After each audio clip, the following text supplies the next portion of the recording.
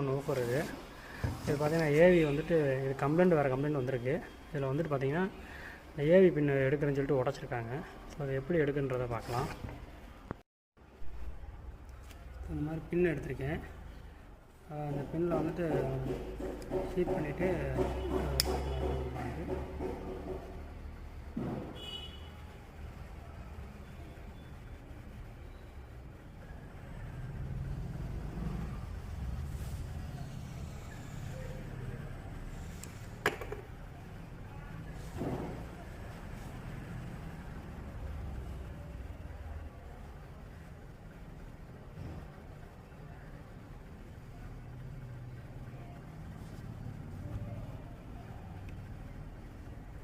கொஞ்சம் ஹீட் பண்ணி உள்ள ஏற்றிருக்கோம்.